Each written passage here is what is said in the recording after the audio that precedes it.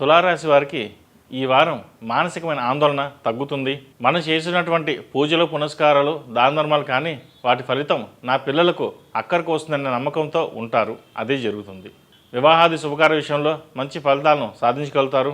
ప్రతి విషయంలో కూడాను మీ ప్రతిభను రుజువు చేసుకోవడానికి మంచి అవకాశాలు వస్తాయి. సమాజంలో గౌరవమైన స్థానం కల్పించుకోవడానికి మీరు చేసేటువంటి ప్రయత్నాలు తప్పకుండా ఫలిస్తాయి. మీకు రావాల్సిన ధనం చేతికి రాకుండా ఇరుక్కుపోయే పరిస్థితి గోచరిస్తోంది.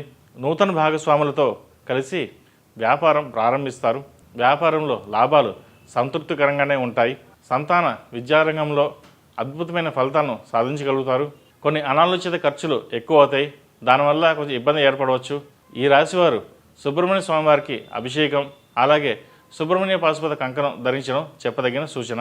ఈ రాశిలో జన్మించిన వారికి కలిసి వచ్చే సంఖ్య నంబర్ 4, కలిసి వచ్చే దిక్కు తూర్పు, కలిసి వచ్చే రంగు వైలెట్.